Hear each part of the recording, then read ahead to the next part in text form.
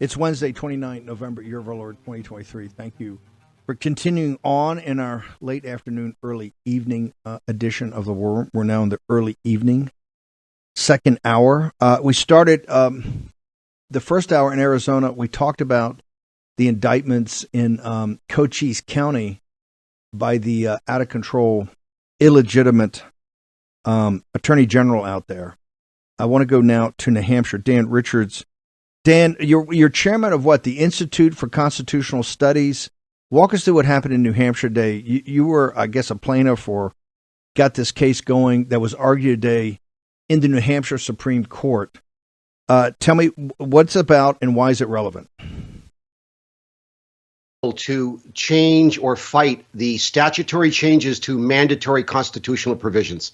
And that's really the summary, that the legislature has simply exercised undelegated powers and expanded its authority by statute.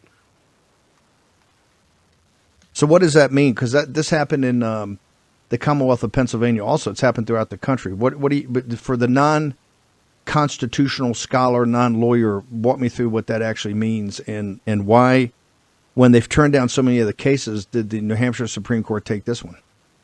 Yeah, specifically because of standing, right? So I have a constitutional right under both the state and federal constitution to vote. And so those two, both constitutions restrain your state and federal government. And so these three issues I argued today were, one, that the expansion and use of voting machines is unconstitutional because the people didn't authorize the change from 1784. Same with absentee voting. They added 5 additional exemptions not authorized by the state constitution, increasing the absentee turnout from a normal 4% to 32%. And then finally, using voting machines to conceal unverified, uncertified absentee ballots. Again, a dilution of almost 26% in the 2020 race. Is it your contention that the 2020 race would have turned out differently, that President Trump would have actually won, which he did win New Hampshire, but it would have been acclaimed or certified that he won New Hampshire if all 4 of these had not been prevalent at the time? Absolutely. And I would say that the reason for that is that Moore v. Harper is a recent case by SCOTUS that was just decided this summer. That's the redistricting case out of North Carolina. And I would suggest to your audience that had that opinion been issued by Roberts when the 2020 elections was being contested, none of these fights would have gone the way they've done. And it's a fascinating backstory that when Roberts wrote the opinion, I thought to myself, who took the leash off of him? Because he's giving us everything we need to fight back. In other words, that your rights stand on a higher plateau, and the burden of proof now is upon the government. Prior to this case and the Heller-Bruin decision as well, we would always in court have to prove how we were harmed. Hang on. Full stop. Sure. This audience are not constitutional scholars. They didn't go to school and study the Constitution. I'm not a lawyer. You've already lost me. So I want to go back. Why is Moore v. Harper, just slow down. Moore v. Harper, which we followed here, why is something about, I think it was about the North Carolina legislature and the redistricting there, those maps. Why is Roberts' opinion that, what was it, why is it important, and why does it have anything to do with this? Very good point. The issue there was this. North Carolina Republicans obtained a majority, and under their authority, they redistricted the state. The problem is that they made it advantageous for the Republican Party, and so the Democrats sued and lost. They appealed and lost. And so the Supreme Court decision is all about who gets to write your election laws, and can that power be delegated? And that's what they said that it can't be, that the legislature of the several states is bound to establish our election laws, and you can't give it to somebody else. And so that's really the long and the short of that case. Okay, but hold on. But you just said the legislature made these changes. They didn't change the Constitution, but the legislature changed the laws of the 4 areas you just told me. So why does that go against Roberts' opinion? You've lost me already. Great point. And the reason is that you can't change the state constitution by statute. It must be submitted to the voters on a referendum vote in order to obtain the changes. And that's what my lawsuit is about, that they didn't do that very process. Moore v. Harper, in Roberts' opinion, he reaffirms that position, that you can only write statutes. Election law statutes can only be written pursuant to the state and federal constitution and not create all this other funny business that they've been doing for a very long time. Okay, now we're on it. Now you're in our wheelhouse. Tell me, what does the New Hampshire Constitution actually say? I know what you say, all these things, they changed, the legislature changed. Tell me, as simple as you can tell me, what does the New Hampshire state constitution say about voting? In 1784, we assigned 3 human beings, a local moderator, a selectman, and a clerk. Those are 3 eyewitnesses that are constitutionally assigned the duty to sort and count the vote. And that's the key, sort, not just count. And that means a physical examination of the ballot. And so that's what it provided for, so that you had 3 eyewitnesses. And when the moderator is done sorting and counting the ballots, he has to swear in a public setting that his count is true and accurate. Well, how can he swear something is true and accurate when he, in fact, did not count the ballots? He let an electronic device that he has no custody or control of do the job for him. So that's what the Constitution requires, that those 3 human beings, because guess what else they can do? Okay. They correct mistakes on the spot. Okay, but hang on. 1784, I don't know, 235 years ago, roughly over 230 years ago. Has there not been any changes to the voting back from remember 1784? We didn't have the steam engine, right? Right. We didn't have internal combustion. No We didn't have any technology. We didn't have lighting. We didn't have electricity. It was a time of the Enlightenment, but a time of pre-technological, the Industrial Revolution. So how has been changes, and no one's ever challenged that in the 230 plus years? You're still going off the Constitution, which essentially has it laid out from 1784? The genius of the document is that it can be altered or amended by the people as time passes. And it has been many times. That's how we create absentee voting here. And so you're right. It hasn't been changed in New Hampshire since 1784. I'm the first person to challenge this issue. That's why the Supreme Court heard this case. And it hasn't been challenged. And by the way, Massachusetts Constitution is nearly identical, and they did change it. They did put it a referendum. They changed the Constitution. Yes, and they authorized the Constitution. Yes. What about the Commonwealth? What about the Commonwealth of Pennsylvania? They did the exact same thing. They did not change their constitution. Am I correct in that? Yes, that's exactly what many of these cases were about, that these Trump cases lost, because there wasn't the case precedent in place to direct the courts as to what to do with the matter. And it was really a hot mess. And so now Moore v. Harper has given the courts specific instructions. Hang on. Was that the change? Was it the Moore v. Harper opinion by Roberts at the Supreme Court last year that all of a sudden made your case relevant, or actually gave you standing, whereas before, the people in Pennsylvania, nobody got any traction on this thing? That's exactly right. A fascinating backstory on that case is that the dissenting opinion of Thomas, Alito, and Gorsuch, they didn't object to the majority opinion. It was Moore v. Harper's a 6-3 decision. They objected because they claimed that there was no controversy. And in order for the case to be heard in the Supreme Court, there must still be a controversy. And so Roberts forced them to hear this case, give an opinion, and it put in place the precedent so that all of the shenanigans that went on during 2020 and all those cases we lost are no longer subject to local judges. Now the Supreme Court has ruled, and it has lined the rules as to how these cases, Steve, this is going to affect all 50 states. Are other people in Pennsylvania and others, have people reached out to you and said, hey, get me up to speed here, make me smart about what I need to do, because this is incredible. I argued this from the absolute beginning. I argued this with Bill McGinley and Raheem Kassan when we saw Mark Elias's Transition Integrity Project. And I'd been arguing from the spring. I said the Commonwealth of Pennsylvania, I wasn't focusing on New Hampshire. I said the Commonwealth of Pennsylvania is basically making all these changes that I think are in the Constitution about how you have to vote, and nobody's paying any attention to it at all. So are now people reaching out to you to say, what do you know, so that they can then go to court on this? Because this needs to be sorted before 2024.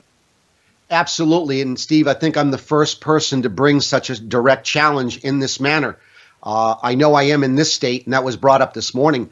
And even more recent, let me bring this to your attention, Steve. A few weeks ago, a Connecticut Superior Court judge overturned the local Bridgeport, Connecticut mayor's race. 2 Democrats going at it, and one of them is cheating. They've got them on camera, ballot box stuffing at the deposit box and inside the voting location.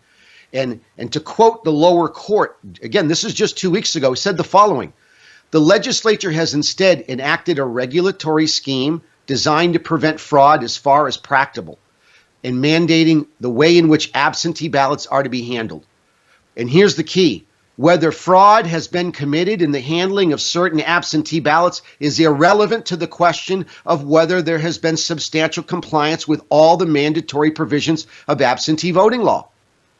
It goes on to say, the validity of the ballot, therefore, depends not on whether there's been fraud, but rather whether there's been substantial compliance with mandatory requirements. And that was sufficient grounds. In other words, you don't have to prove, with these new precedents that are now going to be guiding our courts, you no longer have to prove how you were harmed. It's now up to the government to prove that its statutory scheme today would have been lawful when the Constitution was either written or amended.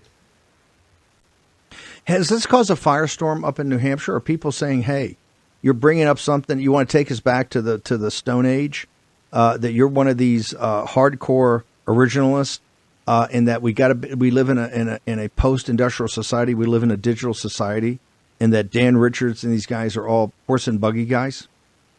My answer is simple. I don't oppose any changes that a 2/3 majority of my state in a referendum would cause our state constitution to be changed. We are, after all, a constitutional republic and not a democracy. And in a constitutional republic, powers of the government are few and well defined, as James Madison famously said.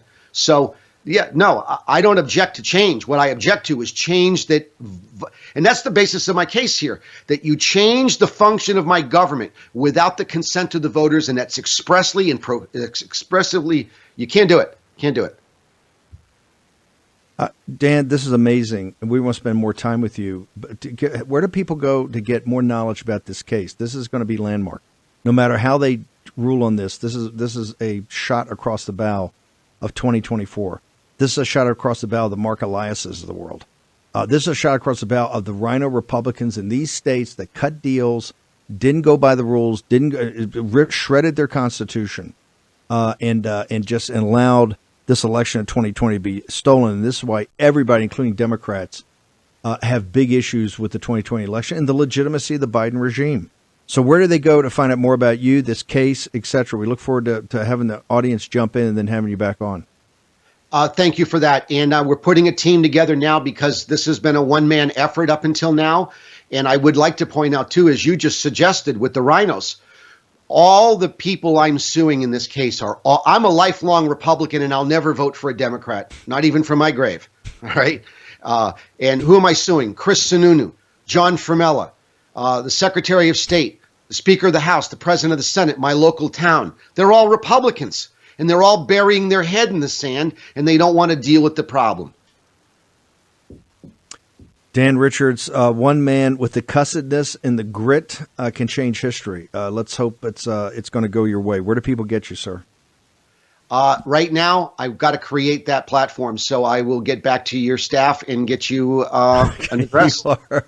You're a one-man band. What about do you have social media at all? Are you, dude? Not only are you arguing something that's pre-industrial revolution, you are pre-industrial revolution. Do you have a Twitter feed or Getter?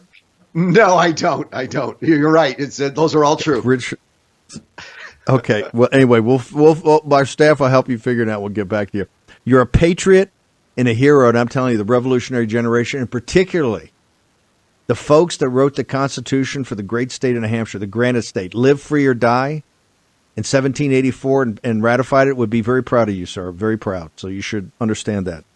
Look forward to having you back on. Thank you, sir. Thank you. Dude, that is a total throwback right there. That's a throwback. Those are the kind of fighters you need. I hope you're jacked up now. One man alone with no website, no social media. I want to go to the reverse of that. And I want to see you how the modern mind thinks about the Constitution and thinks about our constitutional republic. Let's go and play the clip. I'm bringing Scott McKay. I agree. We're seeing a cognitive decline, but we're also seeing some dog whistles from him.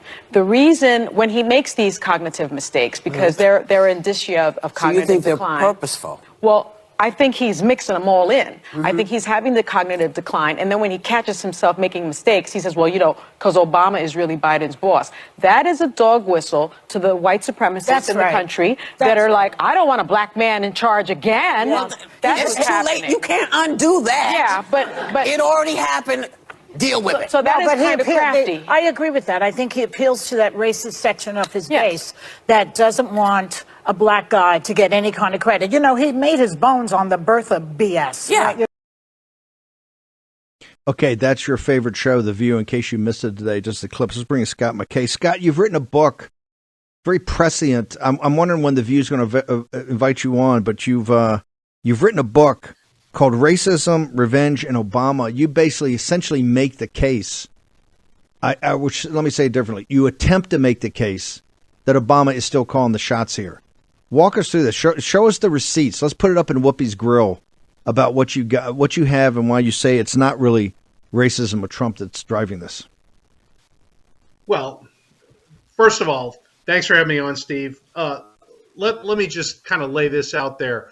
Race is now the opposite of accountability in America, right? We use race to shield people from actual, accountability for actions and so forth.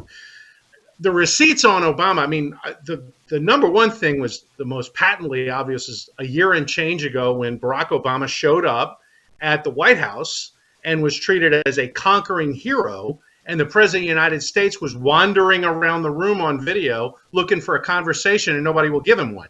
And we've seen over and over again, all of Biden's people were Obama's people. Biden's policies were Obama's policies. But hang on.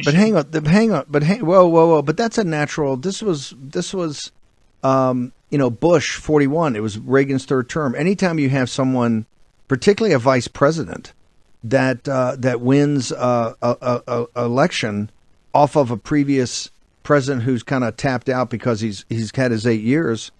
Everybody throughout history says it's their third term. Why is that a big deal? So Obama is a conquering hero for those guys. So he came back to treat him as a conquering hero, and Biden's always been kind of an afterthought, just like Bush was to a large degree. Why is that? Why does that show anything that Obama's running the White House? Well, think of the 2020 Democrat presidential primary, right? Between Joe Biden and Kamala Harris. And remember, Kamala was Team Obama's choice in that election, and she crashed and burned at the beginning of that primary process. And Biden was crashing and burning. And then Deus ex machina, we had Joe Biden all of a sudden installed as the nominee in South Carolina. And then he picks Kamala Harris as his number two. 80% of Democrat voters in that primary process wanted nothing to do with Joe Biden and Kamala Harris. And yet the two most obvious puppets of Team Obama turned out to be number one and number two on their ballot. And, you're right. There is a certain amount of continuity. But by the way, that makes total sense. Obama's their guy. That's obvious. If Obama wants something, Biden wouldn't exist politically without Obama. Obama was the one guy, since he didn't actually come in and endorse anybody else, that was the biggest thing that Joe Biden had going for us. So why is that? What is your thesis that Obama still runs things, and it wouldn't be kind of odd if his team and his policies and the fruition of my point is that Biden is 10 times, I think, more radical than Obama. So what is your theory of the case? Well, is Joe Biden's history as an American politician commensurate with a more radical approach than Barack Obama's was? I would say that that definitely is not true. And he had 40 years in the Senate to establish that record. All of a sudden, the guy is cognitively disabled as he is, and he becomes a far left radical when all of his policies, again, are metastasizations of things that happened. And we talk about this extensively in the book. All of these things are furtherances of groundbreakings we had during the 8 years of Obama. And so this is more than just the standard, this is the third term of so-and-so. One could, certainly make the argument that this is all of the things Barack Obama always wanted. Are you guilty? Make your case against Whoopi. Because Whoopi said the Scott McKays of the world that are really the guys that are amplifying this dog whistle. Right. Are the racists here because Obama is a black man and they just can't cotton to the fact that a black man is essentially running the White House this time, and this is a dog whistle to the white supremacists, the white nationalists, the breathe through the mouth white working class that you gotta not vote for Biden. Counter her argument. Well, Joe Biden's a white guy. So for her to be making this argument is a concession that this is Obama's third term, right? Because otherwise, if Joe Biden was the president, there would be no argument about race, would there? I mean, we have a white guy who established himself as pretty seriously a racist. I mean, that was Kamala Harris's position during the Democrat primary in 2020. But you're saying the white guy. Hang on. You're saying the white guy has no power. That Obama's the puppet. So counter her argument by you going and saying that Obama actually controls the White House with his 5 or 6 or 7 or 8 top aides or the deputies of those aides that are now the senior people in the White House, Susan Rice and et cetera. I know Susan Rice punched out, but all those that were there from the beginning, that he's running it. Counter the argument that you're just amplifying a dog whistle. Well, I mean, what I'm saying is that she's conceding that Obama is the active ingredient in the Biden White House if she's going to bring up race. I mean, it's pretty obvious. I mean, if Joe Biden is the guy actually in control, then you have a white guy in control, and there should be no discussion of race in this.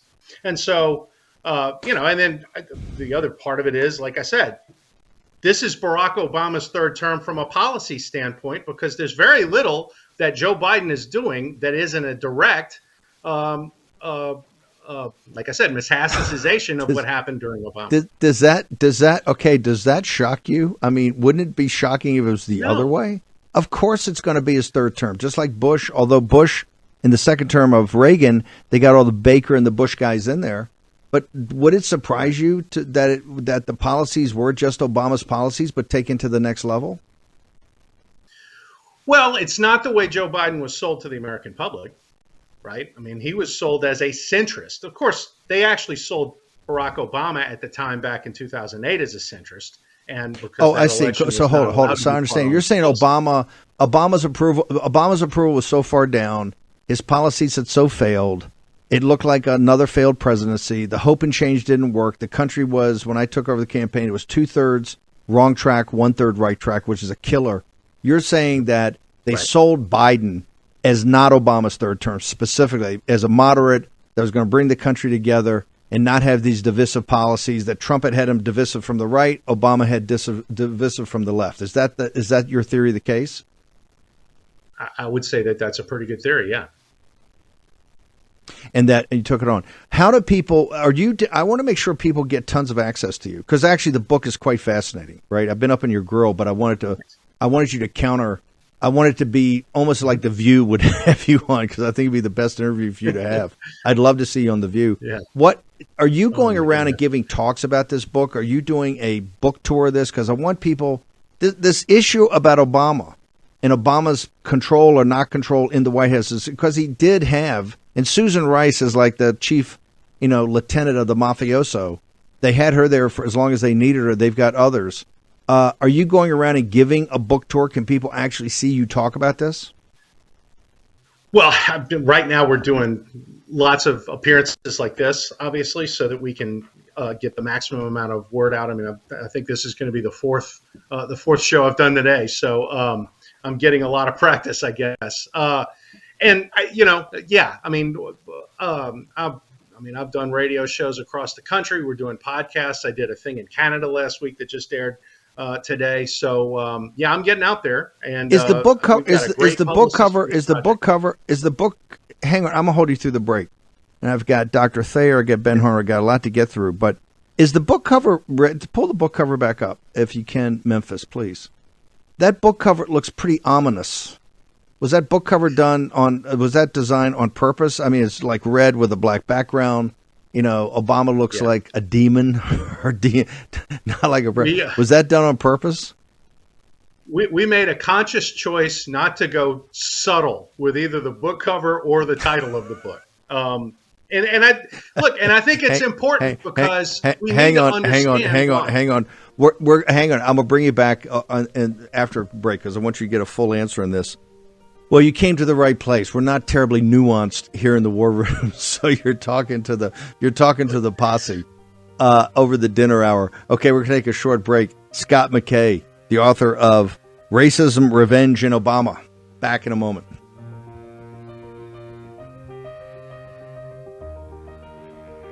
War Room Battleground with Stephen K. Bannon.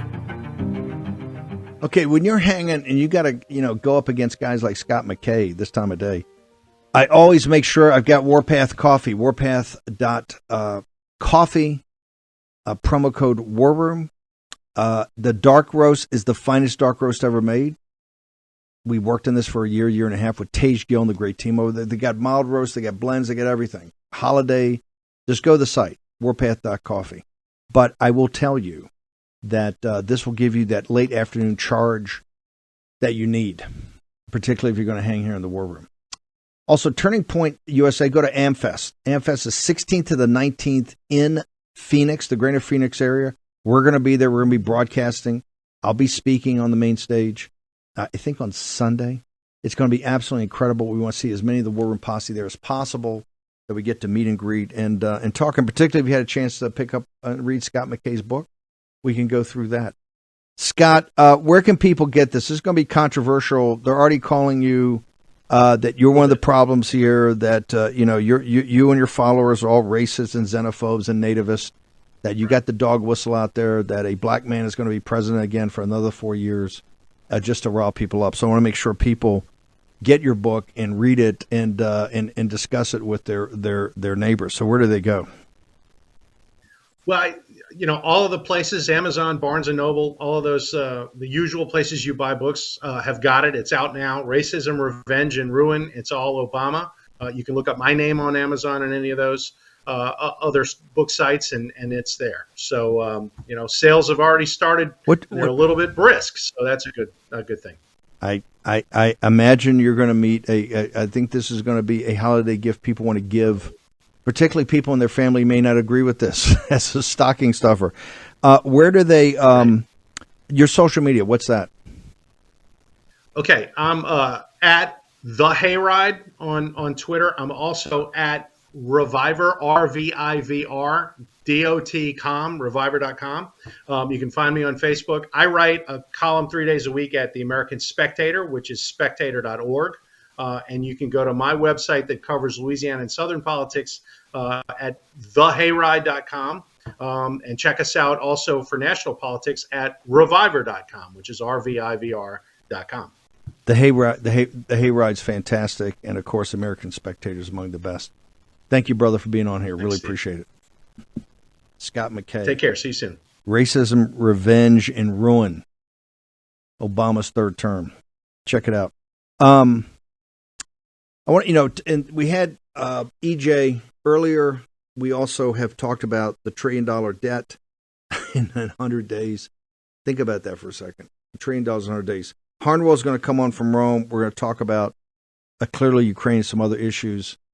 The full court press on Ukraine right now is like something I've never seen. They've got two things going on. Number one, they want to have a longer CR. I'm just breaking the news to you. They want to have a longer CR because they understand that we're going to demand massive budget cuts, the MAGA base, and they don't want to do it. They don't have the political will to do it. So they're looking for every way to kick the can down the road. But simultaneously, and this is what they want to do first. They want to get this $60 to $80 billion for Ukraine done first. That's what they want to do. And they're prepared to put any trinket on there they have to try to fool you. You got to go to Birch Gold right now. And I tell you, ask Philip Patrick. Go to birchgold.com/Bannon. Ask Philip Patrick and the team. Get them online. Call them. Ask Philip Patrick and the team, what's another $1 trillion of fiat money on the nation's balance sheet right now in 100 days? How's that going to impact things? This is why the BRICS nations, this is why the BRICS, the people that control the resources in the world, are de-dollarizing. This is why they're buying gold at record rates. They bought record ounces of gold in 2022, and they're doing it again in 2023. And guess who leads the pack? Wait for it. You already guessed. The Chinese Communist Party at 25%. So ask Philip Patrick that. Get a big hot mug of Warpath coffee. Go to your favorite chair. Sit down and just think. Cut off the phone. Cut off the television. Just sit down with your own self and start to think it through. Like, what in the hell is going on here? Do it yourself. You're free men and free women. Harnwell, before I had an interview on GB News today, one of my favorite news sites in the world, a news broadcaster in Great Britain, and a lot of it was about the follow-on from the Tucker interview yesterday about the Irish. And people know I'm Irish. I was born fighting, as the Irish are. I very rarely talk about my heritage. I never talk about Irish politics because it so disgusts me of how the elites in that country, the political elites, the Uniparty, have sold out the Irish people. And to be brutally frank about it, the Irish people have not fought back. It is the most, I think, co-opted country in Europe into the EU. And what you've seen is this explosion the last couple of days because of the situation with the immigrant population and the knifing of the children and these other people. And what is brought to mind is this Alison Pearson in the Telegraph has written a brilliant piece. And Dr. Bradley Thayer broke it down for us. It's on warroom.org right now. And this is why you ought to get our free email. Make sure you go to the site. He broke the piece down brilliantly, and it is a brilliant piece to begin with, where she said, hey, look, this multiculturalism is not working. And what you're seeing is the mothers of Ireland, women in their 40s, 50s, and 60s, that are not going to allow their daughters to be exposed to fighting age males from North Africa and the Middle East that are, quite frankly, looking for women. And they see these young girls that are not with hijabs and not covered. And it just drives them crazy, and they want sex. I mean, couldn't have been more brutally frank. It's a brilliant piece. I'm kind of shocked. The Telegraph, which I know you and I loved for many decades, which is kind of going wet, put it up. Your thoughts, brother? Good evening to you. I'm going to start by talking not about Ireland. I'm just going to give a personal anecdote from my time in Brussels, in Belgium, which has a very similar immigrant breakdown to it. I remember very starkly one of my colleagues who also worked in the European Parliament, worked for a different MEP from me. She once told me that in some of the rougher areas in Brussels, just to stop being molested, because whenever she travelled on the underground system, she'd always have Moroccan guys come over and stroking her arms if she was wearing a T-shirt or something, and stroking her hair. Just to stop that, she would actually wear a hijab. Just in order for these guys to leave her alone. So your opening introduction about these mothers and grandmothers in Ireland, it's absolutely true, and it strikes me as absolutely true. I mean, it's well known as a fact that down on the ground, not only in Ireland, but in the Netherlands, in Paris, in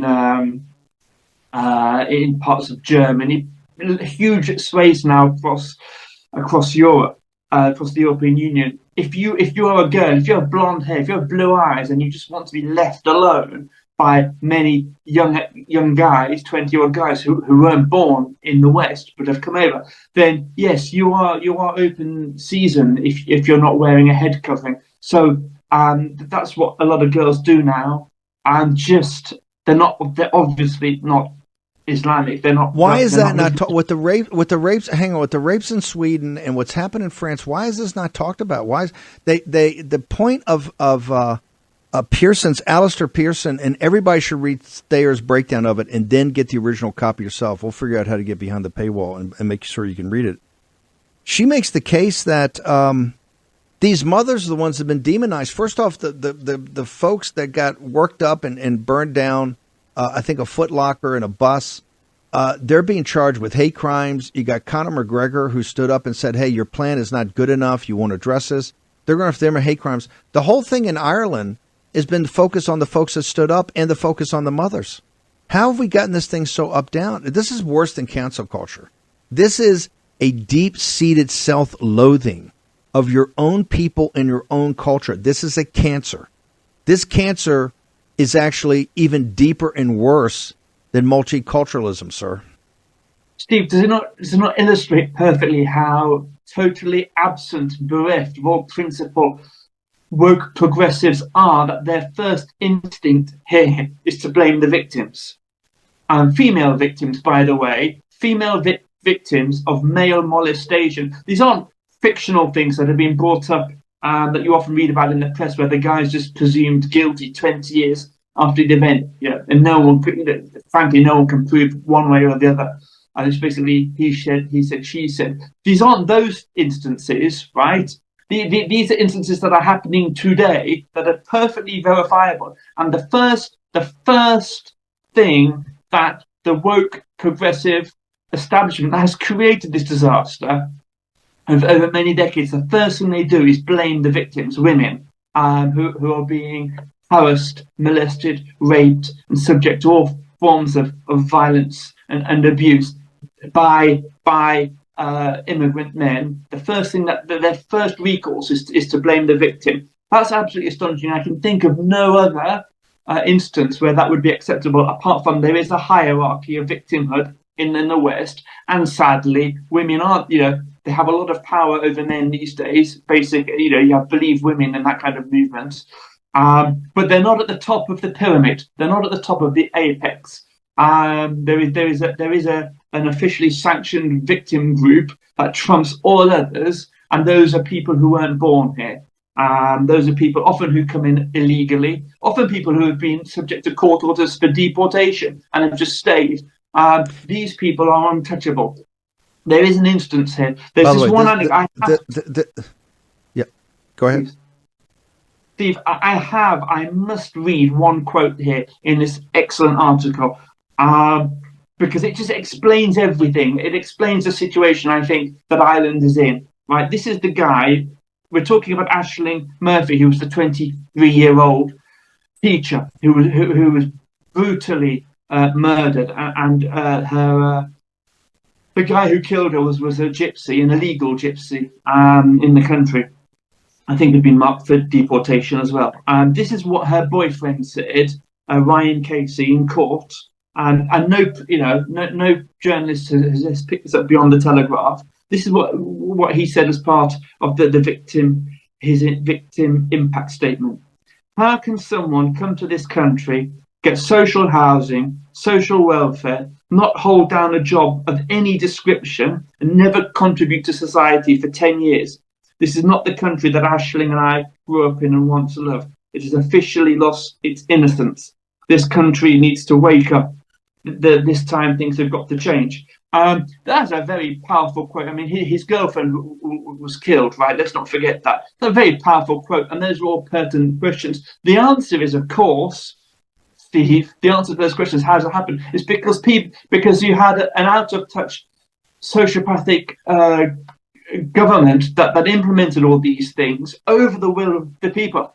And yet the people still voted for them. That's the important thing here. In some senses, Steve, and the article does, of course, mention that of a population of just 5 million, 1 million people in Ireland now born abroad, the Irish people have had plenty of opportunities to change course over many years, and they have not done so. In some sense, Steve, pains me to say it, in some sense, these are chickens coming home to roost. No, they've been sheep. There's no doubt about it. Now, there's many things of Irish history and there's no elites there's no elites or uniparty in the world that have sold their people out than the Irish political leadership. It's disgusting and revolting. They report to the party of Davos. They report to Brussels. They report to the City of London. They report to Wall Street and to the Atlantic Council in Washington, D.C. These people are fully woke.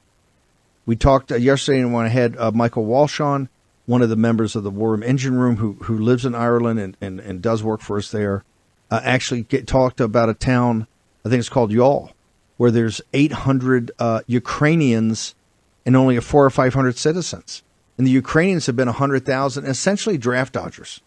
There have been some women and children, yes, but it's just fighting age men that want to get out of the country and not defend their country.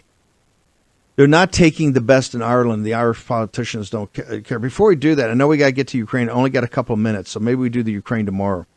But because Geert Wilders, I've known Geert now for over a decade. This kind of came out of nowhere unless you've been paying attention of the seething anger. And when you talk about seething anger, you're talking about the Netherlands was probably the most liberal, open, nice people in the continent of Europe, and also the Irish, who are pretty chilled and pretty laid back. Is this the thing that's happening on immigration that they don't even want to discuss publicly, and then all of a sudden, out of nowhere, Geert Wilders gets 35 or 36 seats and can actually have the lead in forming a government in a place as not just liberal but progressive as the Netherlands, as the Dutch? Steve, this is, looking at the parallels between the Netherlands and Ireland, I'm just astonished. Basically, it's exactly the same situation going on, only just in two different countries. Exactly the same, and this is going to be replicated elsewhere. Now, the FT yesterday, I almost made it onto the show yesterday. I didn't quite make it on yesterday. But the FT had 3 articles in there that are all directly tied together on these arguments. But it was sort of by chance. It wasn't as if they were running a themed analysis. The thing about the Geert Wilders election that really astonishes me, Steve, is how every time the Western media are talking about it, they're calling it a shock victory, a shock result. Well, I was surprised. I saw I was surprised that he did so well. But what planet are you living on? For it to be a shock. The anger in some parts of the Netherlands has been building, as it has in Ireland, as it has been for elsewhere. The tragedy of the Dutch situation, however, Steve, is I don't quite know what a democratic government within the norms of democracy and the limits imposed on democracy, what the Netherlands can now do to rectify its problem. I mean, if you consider certain countries like ships that have holes beneath their hulls, well, they're letting in water, and pretty much you can still turn it around. You can block the hole, kick out the water, and your ship will steady itself and go on. But there gets to a point when the boat lets in so much water that it's only a case of time until it sinks. And I sort of think that the Netherlands is in that situation now. I don't think there's any way coming back for the Netherlands. I don't think there's any way coming back for France either, to be honest with you. But some countries can turn it around. I don't quite know what Geert Wilders is going to be able to do. But let's see. But there's no way. I mean, that it just shows you, coming back, it's the same thing talking about the Netherlands as talking about the Ireland situation. It's not a shock result. It's the fact that the debate. It's not a shock if you're paying attention. Yeah, let me go to Giorgia Meloni for a second. You see that this is something even she, who kind of ran on this, and particularly her side of the political spectrum, being actually farther to the right than Salvini, she blinked right away. I mean, she's been, correct me if I'm wrong, pretty meh about the immigration crisis in Italy, and that's because she wants that EU money. She needs that EU cash. Am I wrong there? She doesn't need it. It's a choice that she has made. She could quite easily. She had the popular mandate to run a different type of government. She did. She collapsed like a wet brown paper bag. Sadly, to say that, Steve. Again, she might be able to turn it around. She's not given any great indication of having the fight in her to do this. And as I mentioned on the show before, she is electorally secure at the moment in order to do this, to somewhat betray her base, because there is presently no one on her right flank that can challenge her. It's betraying her country. We got to bounce. I said on Tucker what that went viral. What you've seen in Ireland is a small scale what you're going to see here in the United States. Ireland's let in 125 or 130,000 illegal immigrants in the, or I guess immigrants, the way the EU calls it in their political class, in the last year. That'd be the equivalent of 9 million here in the United States, which is just the number that Biden has allowed in so far. You're going to see when deportation time comes, and it's coming, you're going to see something at a much bigger scale, and it's not going to be pretty. Ben, how do people get to you on social media? We'll do Ukraine tomorrow. Thank you so much, Steve. Yeah, subscribe, folks, to the exclusive newsletter that Steve was talking about earlier with Dr. Thayer's great article. If you want to read that, you just need to subscribe. Go and to the warroom.org website and put in your email address. It's as simple and straightforward as that. Catch me on Bannon's War Room on Rumble and, of course, on @SteveBannon on Getter. Yeah. Natalie, Ben, Joe Allen, and now Dr. Thayer give us exclusive content. Plus, we get exclusive content for everybody else. You got to get the newsletter. If you listen to the podcast or radio, our ever-expanding radio presence, you need to get the newsletter. You need to go to the site. You need to get the visuals. You need to get to actually see what we're showing here on television. It'll only add to your knowledge and your understanding. Ben Harnwell, thank you very much. Honored to have you on, brother. See you tomorrow. Thank you so much, Steve. God Our bless. international editor, located in Rome. This fight on the budget, the fight on the deficits, this out of control nature, it's only going to get more intense. We're going to be back here at 10 o'clock tomorrow morning, and we're going to be kicking it off with a lot of developments on Capitol Hill. I know everybody's looking for marching orders. Just keep your powder dry right now. One thing you should do to make sure you command the ramparts is take anything off your plate you can take off your plate. The cyber crime situation coupled with artificial intelligence is only going to explode, because AI right now only adds to the power of the cyber criminals. Go to HomeTitleLock.com, HomeTitleLock.com right now. Check out what they've got to protect you against these cyber criminals. You need it. You may not know that, but you need it. So go check it out today. I want to thank everybody. The show's been intense. We're going to get the article from Alistair Pearson up so everybody can read it, think about it. I want to thank all of our sponsors. We're going to be back here on fire tomorrow morning at 10 a.m. Eastern Standard Time, when you will be back in the War Room.